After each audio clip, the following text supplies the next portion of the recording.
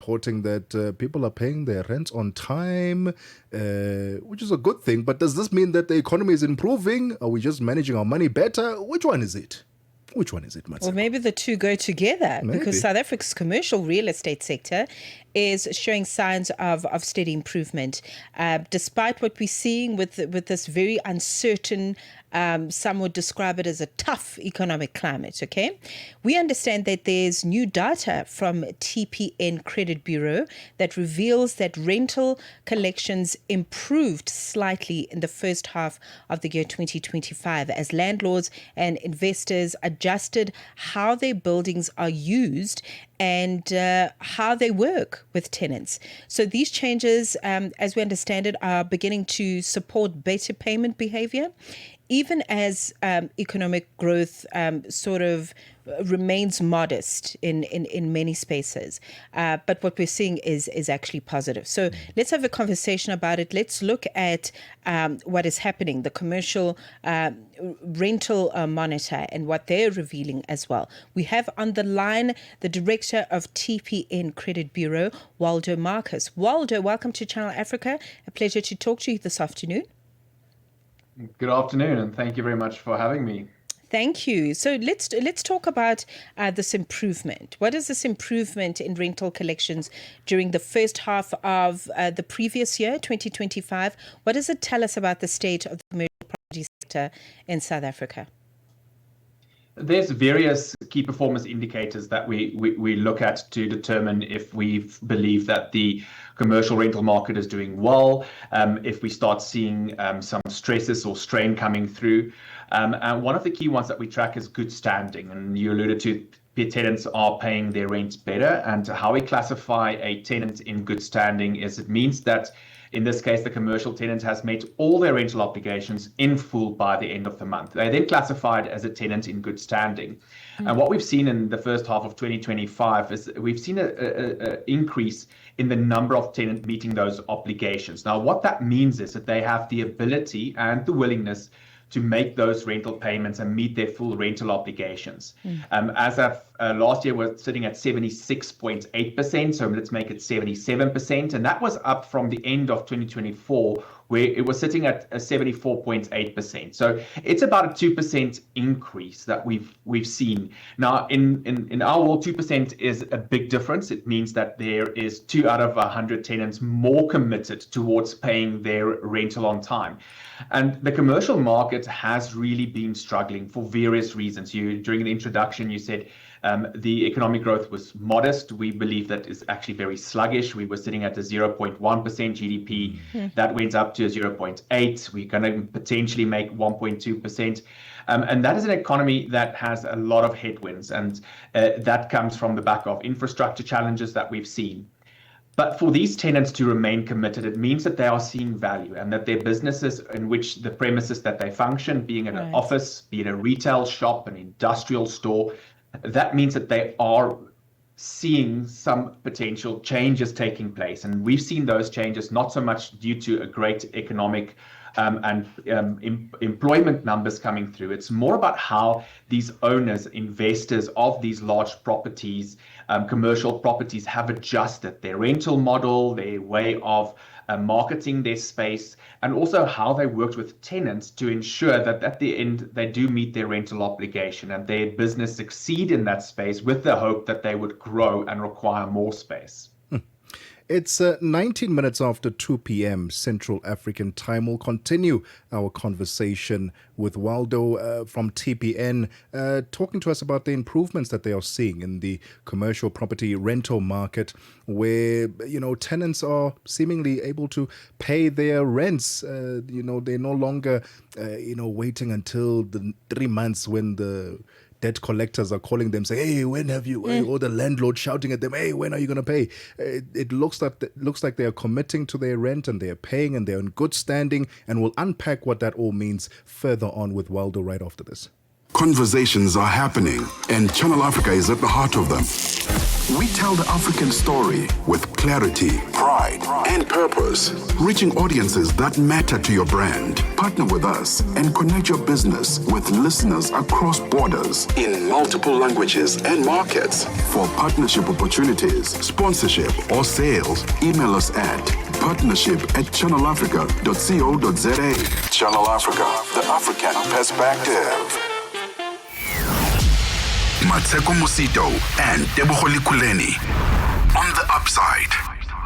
20 minutes after 2 p.m. Central African time, let's continue our conversation with Waldo, Marcus Director at TPN Credit Bureau, because South Africa's commercial property sector, as said earlier, is showing signs of cautious recovery despite ongoing economic pressure, with the new data from TPN Credit Bureau indicating that rental collections improved slightly in the first half of 2025 as landlords adapted how buildings are used and how they engage with tenants. Waldo, that last point there, how landlords adapted how buildings are used. What are we seeing now? Are landlords no longer, just using their properties as a place where physical, human beings walk in and out, but now more as storage facilities with the rise of online shopping? How are landlords utilizing these spaces to maximize on ensuring that they pay their rents on time? You've actually used a very good example of how these have changed and how the asset usage has been changed, where you would see traditional office space, older office buildings being converted into storage facilities or converted into residential property, which as an asset class has performed very, very well in South Africa, and we expect it to continue to perform very well. But you've also seen that, for instance, retail spaces where introduction of a click and collect areas are being introduced. Retailers are not necessarily larger, grocery retailers are not necessarily taking up more aisle space, but they're opting to ensure that they have a distribution area within that shopping center that help make home deliveries. Where we see, for instance, traditionally large industrial buildings were specifically built and designed for a tenant and their use. These buildings are now being developed, and then based on the tenants, they are brought in, they are adapted to suit that specific tenant and or subdivided, making industrial and especially warehousing space a lot more accessible. Shared office spaces, so traditionally you had to sign a lease and you as an occupant take up a specific square meterage. They're introducing serviced offices or shared office spaces. So a bulk of the space is now being used by individual entrepreneurs or on people that is a team of 4 or 5 that want to collaborate. And they can almost go in as a pay-as-you-go service with, of course, additional sundry services that is provided by landlords. For instance, distribution, courier services, copying and printing services, to really speak to the need of any size and type of business. And these transformations have really accelerated in the past couple of years. If you look at some of the big changes, especially in Sandton, where we've seen well-located office buildings being converted into rented apartments, and in some cases being sold as sectional title, and where we've seen a drop in demand in some of those asset classes.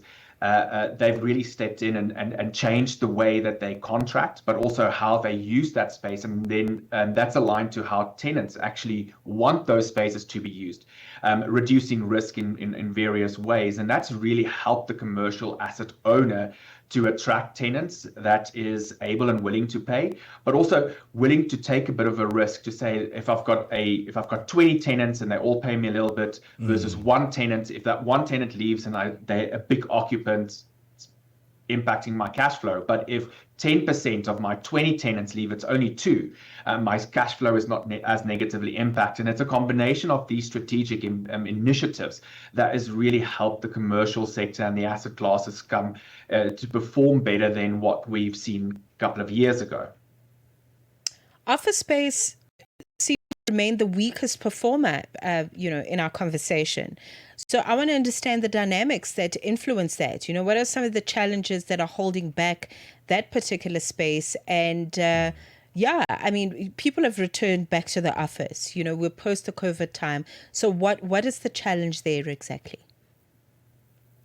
There has definitely been a large trend to go back to the office. And if you just driving, if you were driving in Sandton CBD 2 years ago and you're driving in Sandton CBD now, you would definitely see the change in pedestrians, traffic, etc.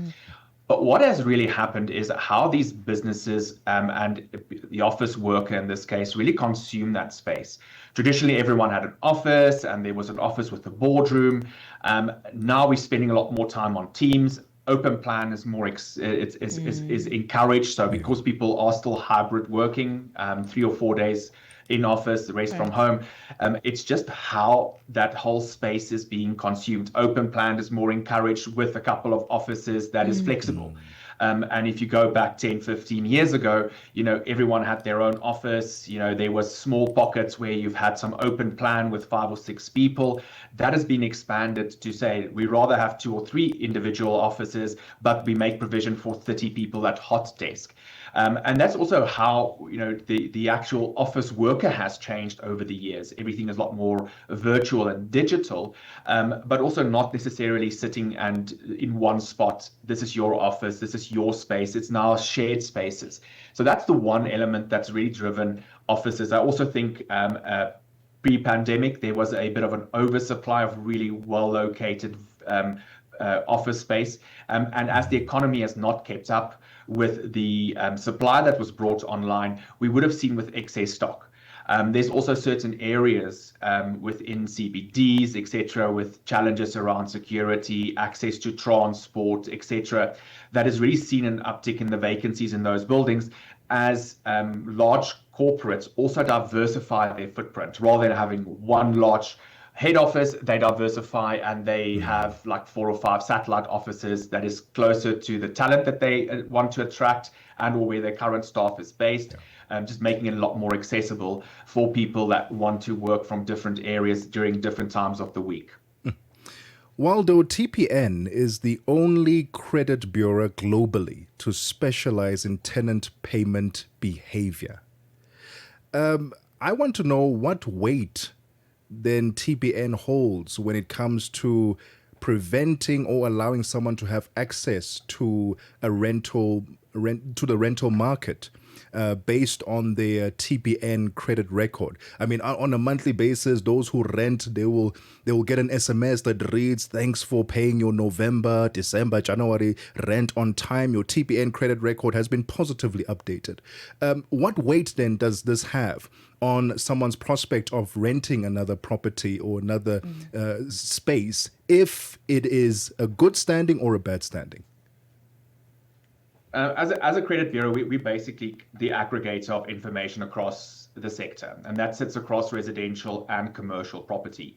Now, if you're a property investor and you looking for a tenant that needs to take a 1-year residential property space or a 10-year long-term lease within one of your industrial or commercial properties, you want to understand their payment behavior, similar to how you would track someone's credit card repayment, vehicle repayment, their bond repayment. Why TPN is specialized in this is we were the first credit bureau that really collects directly from the individual rent collectors. So that could be managing agents, landlords themselves, into the credit bureau. And what we've really tried to do here was to say, if you're going to place a new tenant, understand not just how they pay their other credits, but how did they perform in terms of renting a space. Now you ask, how does it impact someone? It's effectively got 2 impacts. One is that if you are a good tenant and you've paid your rental well and it's on time and you've built that record up, applying for a new property moves you to the top of the list because the landlord would look at you more favorably. It also gives, in some cases, you bring a good covenant. So therefore, you've proven for the past 10 years, you've really committed to paying your rental. It also speaks to access other credit. The flip side, unfortunately, is if you are a bad payer and you're not paying your rent as required by the lease agreement, that you either going to not get access to a property that you applied for, and or the property owner or landlord will factor in a risk value, and that risk value can come in the form of higher rental. It's not there to prevent anyone from getting access. It's merely providing empirical data on historic behavior to make an informed decision on putting someone into a property. And because there's quite strict regulations on what we can do if someone doesn't pay their rent, the Credit Bureau just gives that additional value that a person understands that if they are not meeting this obligation, that it will impact their ability to access potential future rentals, but also other credit lines. And if you're a residential tenant looking at potentially one day buying your own home, when you've proven that you've paid for 3-4 years, you've paid rental on time, it's going to be work in your favor applying for a bond. And for commercial landlords, understanding the risk of a tenant and where they are in their journey is very important in terms of understanding the risk towards your building. It's helping your investors understand what that risk is. And you want to spread that risk. Yes, we'll need to take some risk on as a potential retailer that is unique that you want to place in your shopping center. That's a risk, and you factor that into your rental calculations. But on the other hand, you also want a good balance of tenants that will pay the rent on time. So it really speaks to having that balance, but it's about giving empirical data. It's giving real data that is up to date to a property investor to understand who's moving into their building. Included in there, for instance, is also ID verifications and CIPC data checks, so that when someone moves into your building, they actually who they say they are, we can check and say this is really who they are, and yes, what they've said on the application form is true. Okay, well, this was very informative. We got to learn a bit more about the Credit Bureau, TPN Credit Bureau that is, and also just what's happening commercially when we look at property as a sector. Waldo, it was wonderful to have you on the program. Thank you very much for the time. Thank you so much for having me. Have a fantastic afternoon. All right, with that said, it is 2:30. Sports on Channel Africa. The African perspective.